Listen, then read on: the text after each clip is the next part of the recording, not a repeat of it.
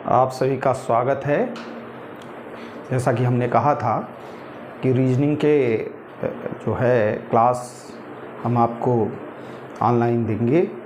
जो क्लास आज हम लोग शुरू कर रहे हैं वो है कथन निष्कर्ष।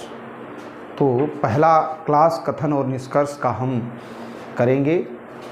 कथन निष्कर्ष के एक या दो क्वेश्चन परीक्षा में आते हैं। यूपीपी की जो भी कांस्टेबल की परीक्षा हुई थी उसमें दो क्वेश्चन कथन निष्कर्ष के आए थे। तो जो री एग्ज़ाम होगा यूपीपी का उसमें भी ये कथन निष्कर्ष जो हैं आपके सामने होंगे। तो हम कथन निष्कर्ष के होंगे तो हम इन क्लासों को, इन क्वेश्चनों को देखेंगे किस तरह हम कथन और निष्कर्ष के क्वेश्चन करेंगे। तो देखिए, कथन निष्कर्ष जो आते हैं वो तीन तरह के क्वेश्चन होते हैं। एक तो सबसे पहले अवधारणा बेस होते हैं। जैसे कि हम चैप्टर कथन निष्कर्ष करेंगे तो सबसे पहले अवधारणा पर बेस्ड क्वेश्चन होते हैं। तो हम सबसे पहले अवधारणा बेस कथन निष्कर्ष देखेंगे, अवधारणा बेस कथन निष्कर्ष देखेंगे। फिर हम इनइक्वलिटी में भी कथन निष्कर्ष दिए होते हैं। तो इनइक्वलिटी वाले जो हैं कथन निष्कर्ष हम लोग देखेंगे। और तीसरे न्याय निगमन से भी कथन निष्कर्ष होते हैं। तो न्याय निगमन के भी कथन निष्कर्ष हम लोग देखेंगे। इन क्वेश्चनों को करने के बाद मुझे उम्मीद है आप सभी लोग 90% तक के क्वेश्चन ज़रूर कर लेंगे। 100% की श्योरिटी इन कथन निष्कर्ष के क्वेश्चंस में नहीं कही जा सकती है, क्योंकि ये आपके विचारों पर भी निर्भर करता है कि आप किस तरह इनको सोचते हैं। तो सबसे पहले कथन निष्कर्ष हम लोग अवधारणा पर आधारित कथन निष्कर्ष हम लोग देखते हैं। अवधारणा पर बेस्ड कथन निष्कर्ष हम लोग देखते हैं। अवधारणा बेस्ड कथन निष्कर्ष हम लोग देखते हैं कि किस तरह अवधारणा बेस्ड हम लोग कथन निष्कर्ष करेंगे। इसमें एक कथन दे रखा होगा, एक कथन हो सकते हैं या एक से अधिक कथन हो सकते हैं, और उनके फिर निष्कर्ष हो सकते हैं, उनके निष्कर्ष दिए हो सकते हैं। जो कथन होगा उसको हम पूर्णतः सत्य मानेंगे।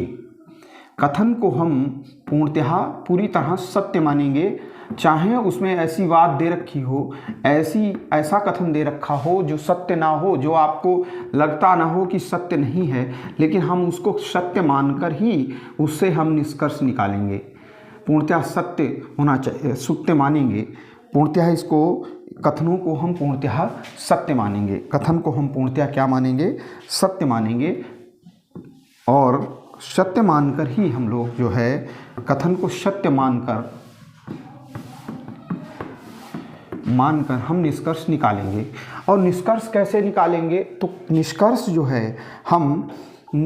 जो है ऐसे निष्कर्ष को हम सत्य मानेंगे, ऐसे निष्कर्ष को सही मानेंगे जो कथन से सत्यापित हों, जिनको कथन सत्यापित करे। ऐसे निष्कर्ष को हम सही मानेंगे जिनको कथन सत्यापित करे। जो बात कथन में कही गई हो वैसी ही बात निष्कर्ष में भी कही गई हो, या कथन निष्कासित करे, या जो निष्कर्ष हो वो कथन का परिणाम हो। कथन का क्या हो? परिणाम हो। कथन का परिणाम हो।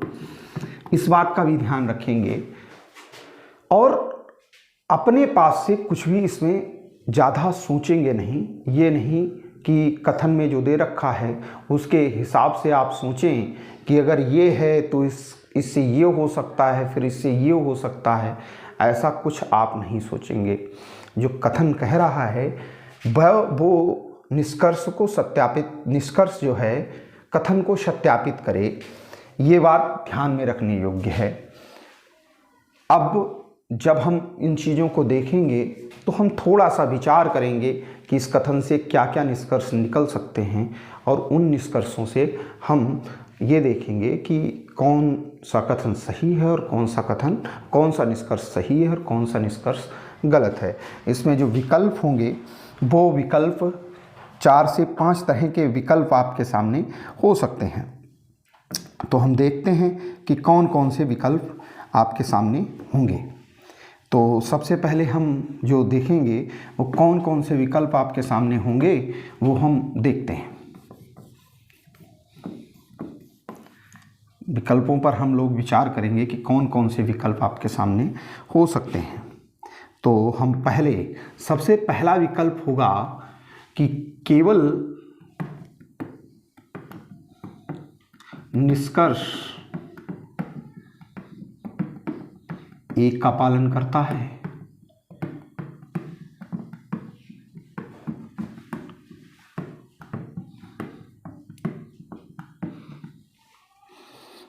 हाँ, चलिए हम आगे इन विकल्पों पर ओरली आपको बता देते हैं कि कौन कौन से विकल्प होंगे। तो अब आप जो है इनको देख लेंगे कि कौन कौन से विकल्प आपके सामने हो सकते हैं। तो हम ओरली बता देते हैं, वो तो क्वेश्चन में आपको दिखेंगे कि केवल निष्कर्ष 1 का पालन करता है, केवल निष्कर्ष 2 का पालन करता है, निष्कर्ष 1 व 2 दोनों निष्कर्षों का पालन करता है, या तो निष्कर्ष 1 का पालन करता है या तो निष्कर्ष 2 का पालन करता है, या एक और विकल्प हो सकता है ना तो निष्कर्ष 1 का पालन करता है ना तो निष्कर्ष 2 का पालन करता है। ऐसे विकल्प तब दिए होंगे जब निष्कर्ष केवल 2 दे रखे हों, पहले 1 और 2। जब 1 से ज़्यादा निष्कर्ष होंगे तो उनके विकल्प कुछ अलग तरह से भी दे रखे हो सकते हैं। तो आइए हम क्वेश्चनों को देखते हैं और फिर देखते हैं कि इन क्वेश्चनों को कैसे करते हैं। चलिए पहला क्वेश्चन देखते हैं हम लोग। देखिए पहला क्वेश्चन पढ़िए आप सभी लोग। पहला क्वेश्चन देखते हैं हम लोग कि पहला कथन जो है वो आपके सामने है। कथन है, राम सुबह एक सीधे रास्ते पर चल रहा था और सीधे रास्ते पर चल रहा था और सूरज की, और इसको देखिए यहाँ पर लिखा है सूरज की किरणें सीधे उसके चेहरे पर पड़ रही थी। ये आपका कथन है। कथन फिर से पढ़िए। राम सुबह एक सीधे रास्ते पर चल रहा था और सूरज की किरणें सीधे उसके चेहरे पर पड़ रही थी। अब इससे जो निष्कर्ष दिए हैं इस कथन से, वह पूरब की ओर चल रहा था। पहला निष्कर्ष दे रखा है वह पूरब की ओर चल रहा था और दूसरा निष्कर्ष दे रखा है राम शाम की सैर के लिए जाता है। और इसके 4 विकल्प दे रखे हैं। केवल निष्कर्ष 1 का पालन करता है, केवल निष्कर्ष 2 का पालन करता है, निष्कर्ष 1 व 2 का पालन करता है, 1 व 2 दोनों का पालन करता है, और ना तो निष्कर्ष 1 और ना तो निष्कर्ष 2 का पालन करता है। तो हम इसको देखेंगे। कथन कह रहा है कि राम सुबह एक सीधे रास्ते पर चल रहा है। जब सुबह एक सीधे रास्ते पर चल रहा है और सूर्य की किरणें सीधे उसके चेहरे पर पड़ रही हैं, इससे ये पता चलता है कि सूरज की किरणें सुबह अगर आपके चेहरे पर पड़ रही हैं, इसका मतलब है कि आप किधर जा रहे हैं, पूरब की ओर जा रहे हैं, तभी तो आपके चेहरे पर सूर्य की किरणें पड़ेंगी। इससे थोड़ा सा हमने ये निष्कर्ष निकाल लिया और अब निष्कर्ष देखते हैं कि वह पूरब की ओर चल रहा था। जो राम था वो पूरब की ओर चल रहा था, और ये बात सही है क्योंकि सूरज की किरणें उसके चेहरे पर पड़ रही थी, इसलिए ये कथन, ये निष्कर्ष जो है वो हम सही मानेंगे अभी। और राम शाम के सैर के लिए जाता है। बताइए क्या कथन जो है, निष्कर्ष जो है वो कथन को सत्यापित कर रहा है? अगर वो शाम की बात कर रहा है तो यहाँ सुबह की बात हो रही है, इसलिए यह निष्कर्ष गलत है, यह निष्कर्ष गलत है। तो इससे कौन सा विकल्प हम सही मानेंगे? देखिए इसमें केवल निष्कर्ष 1 का ही तो पालन कर रहा है, तो इसमें ये आंसर, जो पहला आंसर है वो सही हो जाएगा।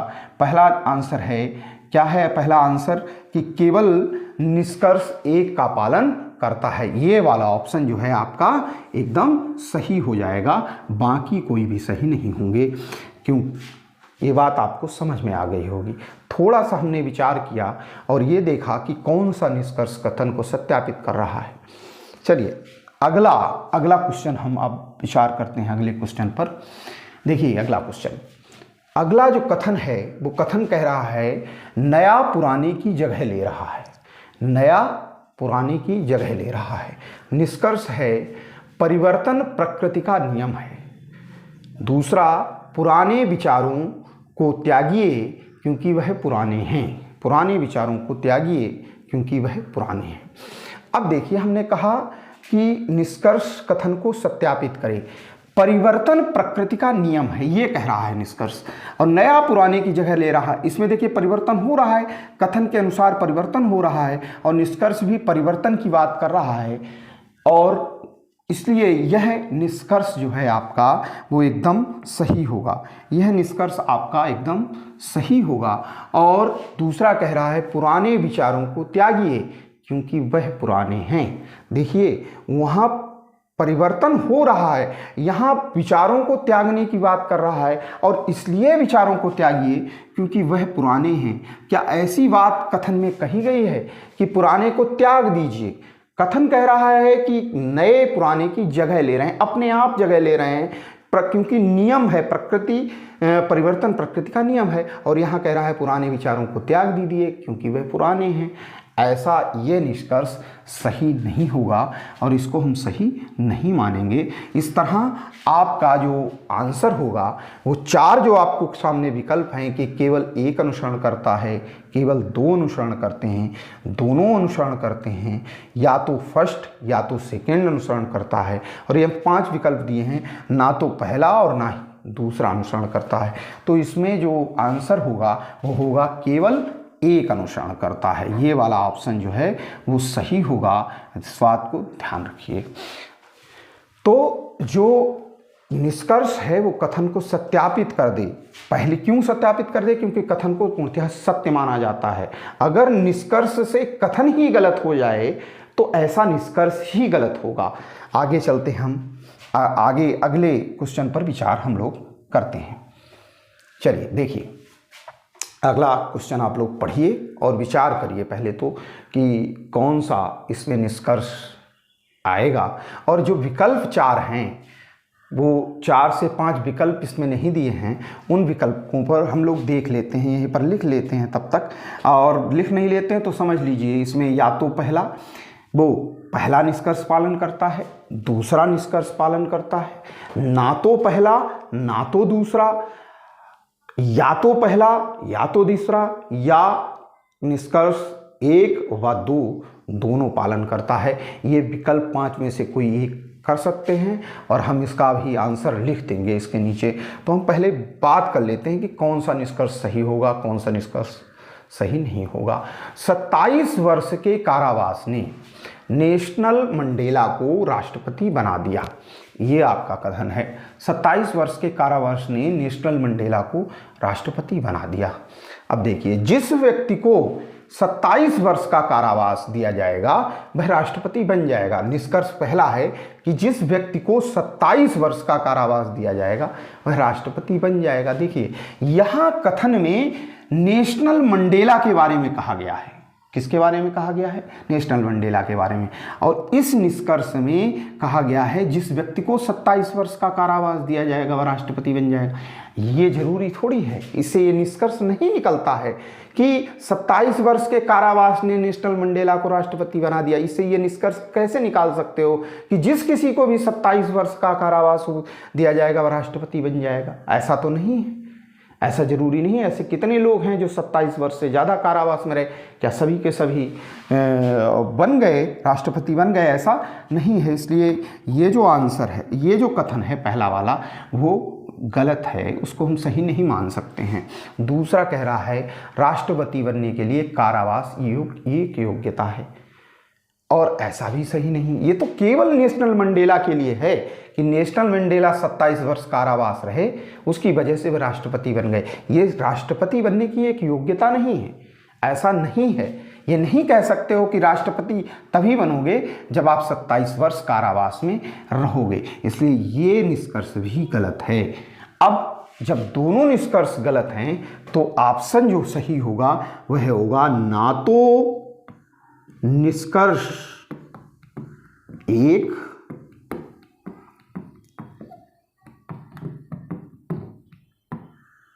कामा ना ही निष्कर्ष दो का अनुसरण करता है।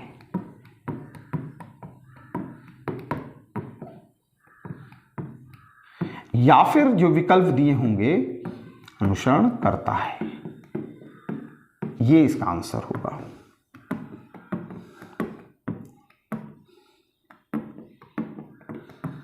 या फिर आप ये भी ऑप्शन हो सकते हैं कि निष्कर्ष एक व दो दोनों का पालन नहीं करता है।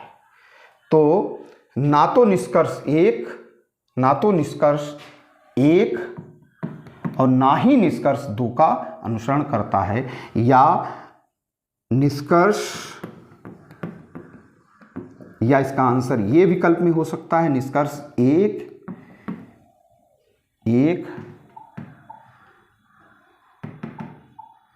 निष्कर्ष एक व दो दोनों का अनुसरण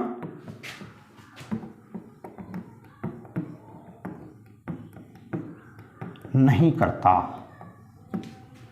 अनुसरण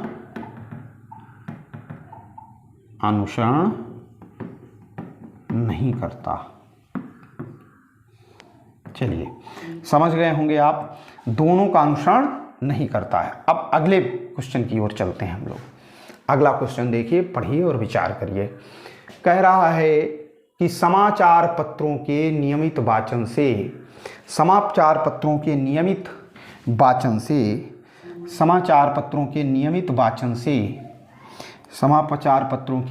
वाचन से सामान्य ज्ञान में वृद्धि होती है।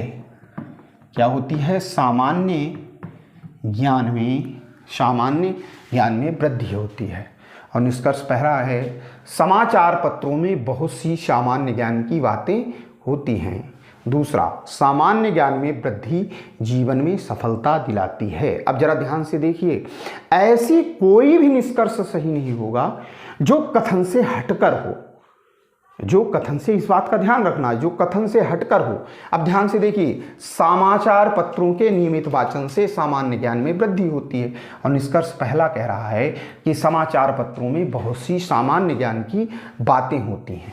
भाई, सामान्य ज्ञान में वृद्धि हो रही है समाचार पत्रों को पढ़ने से, नियमित समाचार पत्रों से सामान्य ज्ञान में वृद्धि हो रही है। और पहले निष्कर्ष में कह रहा है कि समाचार पत्रों में बहुत सी सामान्य ज्ञान की बातें होती, समाचार पत्रों में बहुत सी सामान्य ज्ञान की बातें होती हैं, तभी तो नियमित, उनके नियमित वाचन से सामान्य ज्ञान की वृद्धि होगी, तभी तो होगी। इसलिए ये जो आपका पहला निष्कर्ष है वो सही होगा, पहला निष्कर्ष जो होगा वो सही होगा। और फिर कह रहा है सामान्य ज्ञान में वृद्धि जीवन में सफलता दिलाती है। जीवन में क्या दिलाती है? सफलता दिलाती है। अच्छा बताइए कि सफलता, जीवन में सफलता की बात कथन में की गई है? नहीं की गई है ना।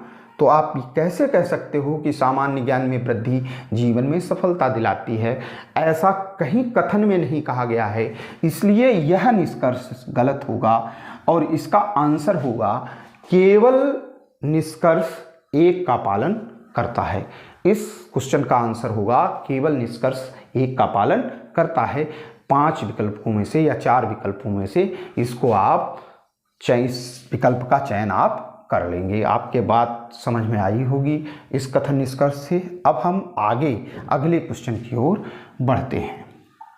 चलिए देखिए, अगला कथन कह रहा है, कथन आप लोग पढ़िए और इसके वही 5 विकल्प होंगे, जो विकल्प होंगे कि निष्कर्ष, केवल निष्कर्ष एक का पालन करता है, केवल निष्कर्ष दो का पालन करता है, निष्कर्ष एक व दो दोनों का पालन करता है, ना तो निष्कर्ष एक का पालन करता है, ना तो निष्कर्ष दो का पालन करता है, या निष्कर्ष एक व दो दोनों का पालन करता है। तो हम इस पे बात कर लेंगे, इस पे बात कर लेंगे। आप जब तक देखिए इसको, तो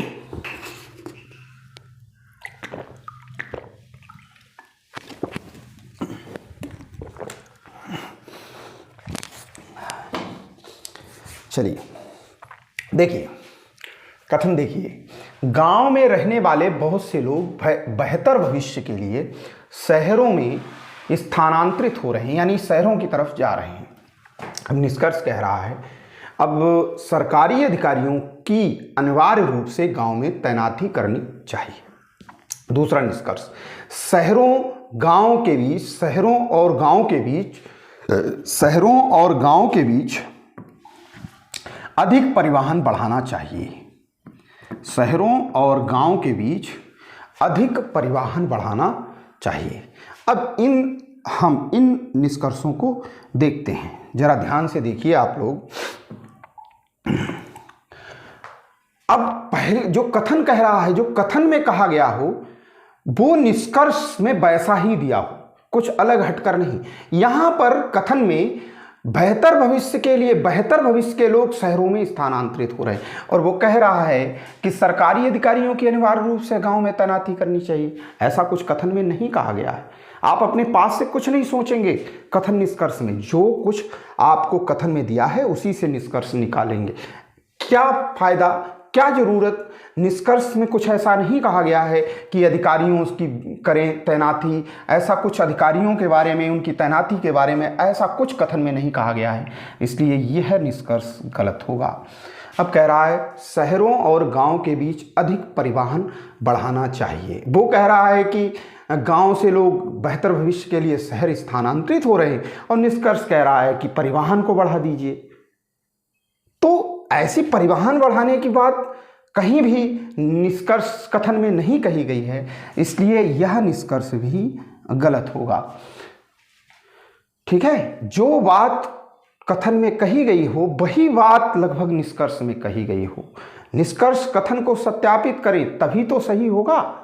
ये शहर गांव के बीच अधिक परिवहन बढ़ा रहा है, ये सत्यापित थोड़ी कर रहा है कि गांव में रहने वाले बहुत से लोग बेहतर भविष्य के लिए शहरों में स्थानांतरित बढ़ाना चाहिए। यहाँ तो और भविष्य की बात कर रहा है निष्कर्ष में, इसलिए दोनों ये गलत होंगे और इसका आंसर होगा ना तो निष्कर्ष एक और ना तो निष्कर्ष एक और ना ही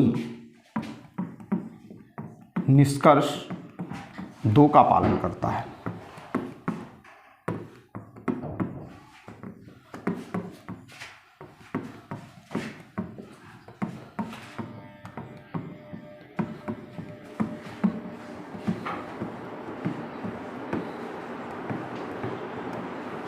चलिए, आपको समझ में आ गया होगा, इसका विकल्प दोनों गलत हैं, तो ना तो निष्कर्ष एक और ना ही निष्कर्ष दो का पालन करता है। अगले क्वेश्चन की ओर बढ़ते हैं हम लोग। अगला क्वेश्चन देखिए, अब कथन निष्कर्ष में कुछ इस तरह के भी क्वेश्चन आते हैं जिसमें कथन दे रखा होगा और उस कथन के 4 विकल्प दे रखे होंगे, उन विकल्पों में से एक विकल्प का चयन करना होगा। विकल्पों में निष्कर्ष दे रखे होंगे, कथन के आधार पर निष्कर्ष दे रखे होंगे और उन निष्कर्षों को आपको चयन करना होगा। अब जरा देखते हैं, कथन कह रहा है प्रत्येक पुस्तकालय में पुस्तकें हैं, कथन है, और 4 निष्कर्ष दे रखे हैं कि कुछ पुस्तकालय में पाठक नहीं होते। दूसरा कह रहा है पुस्तकें केवल पुस्तकालय में हैं। तीसरा कह रहा है पुस्तकालय केवल पुस्तकों के लिए है, और चौथा विकल्प कह रहा है कि कोई पुस्तकालय पुस्तक रहित नहीं है। हमने बताया आपको, हम लोग जानते हैं ये बात कि निष्कर्ष में वही बात सही होगी जो कथन में कही गई होगी, उसके अलावा अगर कोई बात निष्कर्ष में कही गई होगी तो वो सही नहीं होगी। देखिए पहला निष्कर्ष, कुछ पुस्तकालय में पाठक नहीं होते। क्या पाठकों की बात डायरेक्ट या इनडायरेक्ट वे में कथन में कही गई है? नहीं कही गई है। कह रहा है कथन में प्रत्येक पुस्तकालय में पुस्तक हैं, पुस्तकालय और पुस्तकों की बात की जा रही है, इसलिए यह निष्कर्ष गलत होगा। ये विकल्प और निष्कर्ष सही, इसमें और विकल्प नहीं होंगे। यहाँ निष्कर्ष 1 2 3 4 नहीं दे रखे हैं, ध्यान से देखिए, यहाँ 1 2 3 4 ये चारों विकल्प दे रखे हैं। हम इसको सही करते हैं, देखिए 4 विकल्प आपके सामने बना देते हैं। पहले इस बात का ध्यान रखिए, हम 4 विकल्प आपके सामने बना देते हैं निष्कर्ष के रूप में। 4 विकल्प देंगे, उसमें से एक सही करना होगा आपको। ये 4 विकल्प जो आपके सामने होंगे वो A, V, C, D, इनमें से एक जो विकल्प होगा वो सही है। इसमें निष्कर्ष विकल्पों के रूप में दिए हैं, वहाँ यहाँ ये नहीं दे रखा होगा कि निष्कर्ष 1 का पालन करता है, निष्कर्ष 2 का, निष्कर्ष 3 का, सब कुछ नहीं दे रखा हो, एक निष्कर्ष का चयन करना होगा। तो पहला जो निष्कर्ष है वो आपका गलत हो गया, कुछ पुस्तकालय में पाठक नहीं होते। दूसरा जो निष्कर्ष है वो कह रहा है पुस्तकें केवल पुस्तकालय में हैं।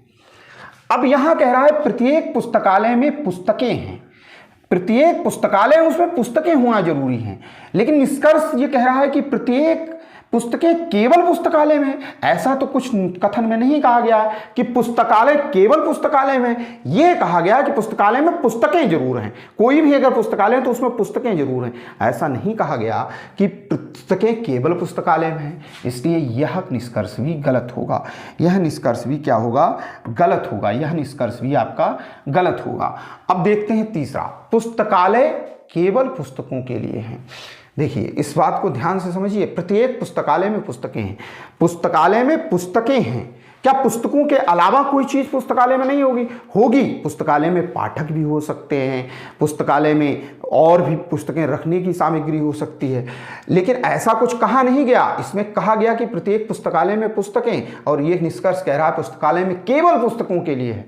ये बात गलत है, ये निष्कर्ष आप नहीं निकाल सकते, और तो ये निष्कर्ष गलत है, इसको नहीं ऐसे निकाल सकते। अब देखिए चौथा, कोई पुस्तकालय पुस्तक रहित नहीं है। ऐसा कोई पुस्तकालय नहीं है जिसमें पुस्तकें ना हो, जिसमें पुस्तकें ना हो। यही बात कथन में कही गई है। ये बात कथन में कही गई है कि प्रत्येक पुस्तकालय में पुस्तकें हैं।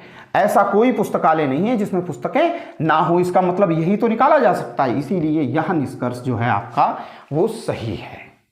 अब आपको ये बात समझ में आ गई होगी, तो इसमें चौथा विकल्प डी वाला आपका सही है।